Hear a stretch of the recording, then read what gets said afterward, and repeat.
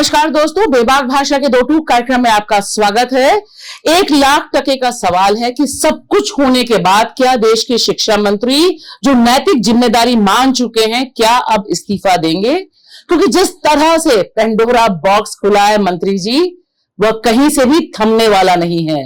आपने CBI inquiry इतनी मुश्किल से दिल पर पत्थर रख के दी, लेकिन आज की तारीख में भी नेशनल टेस्टिंग एजेंसी के चेयरमैन को आप हटा नहीं पाए।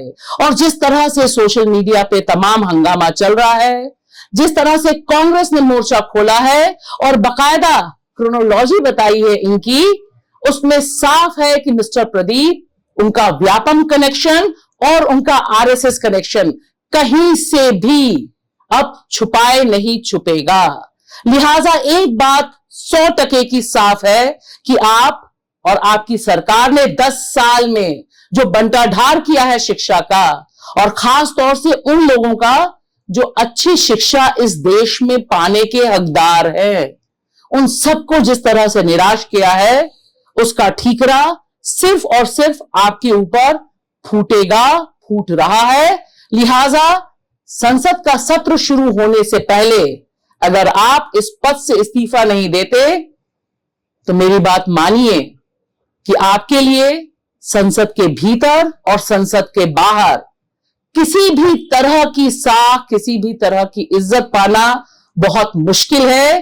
देश के अनगिनत लाखों छात्र इस समय गुहार लगा रहे हैं कि आपने जिस तरह से उनके भविष्य के साथ खिलवाड़ किया है, वह एक क्रिमिनल एक्ट में तब्दील होना चाहिए।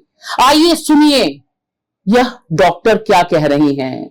That will ruin people's lives like this. Do you not think before doing such things? You're trying to protect the integrity and the sanctity of the examination. Seriously? By stopping it 12 hours before the paper, what did you do when you were releasing the admit cards?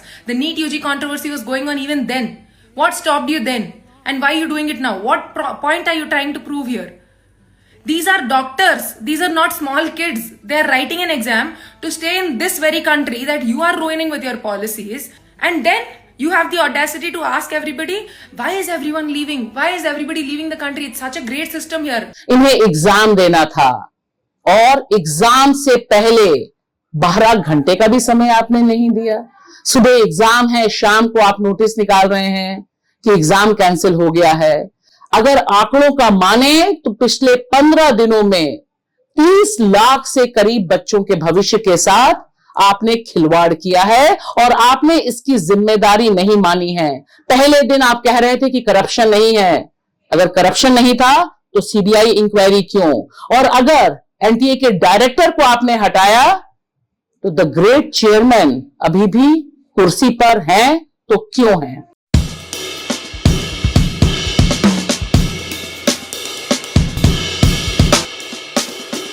और साथ ही साथ सवाल बहुत सीधा और साफ है देश के प्रधानमंत्री नरेंद्र मोदी जी से, जो तीसरी पारी खेलने के लिए पूरी तरह से तैयार हैं। नालंदा जाते हैं और बताने की कोशिश करते हैं कि नालंदा द ग्रेट का जो पूरा इतिहास है उसमें उनका भी कितना योगदान है पता नहीं। बहुत जल्दी हमें वीडियो देखने को मिलेगा कि उनके दिव्य स्वप्न में किस तरह से नालंदा आए और नालंदा के लिए उन्होंने क्या कुछ करने की ठानी।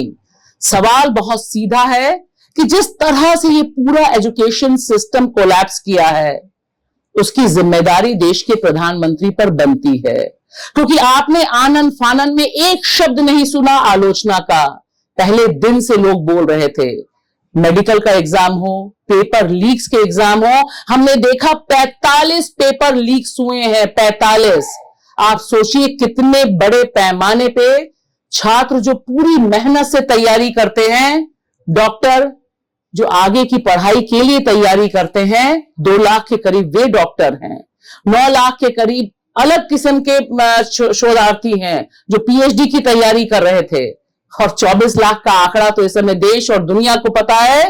वे तमाम बच्चे जो मेडिकल में दाखिले के लिए तैयारी कर रहे थे, ये अलग हैं उन पेपर लीक से जो उत्तर प्रदेश में हुए, क्योंकि उत्तर प्रदेश में जो पेपर लीक हुआ उसमें उस समय योगी सरकार ने नहीं माना, लेकिन आज की तारीख में उन्होंने कैंसिल किया गुजरात की कंपनी का ठेका। गुजरात की कंपनी एग्जाम कराने जा रही थी उत्तर प्रदेश में और पेपर लीक हुआ। लाखों छात्र। ये जो मॉडल है आपका, यह मॉडल इस देश के भविष्य के साथ खिलवाड़ कर रहा है और यह एक भस्मासुर बन रहा है आपके सामने। सीधे सीधे सवाल करता हुआ छात्र इसे बर्दाश्त करने को तैयार नहीं।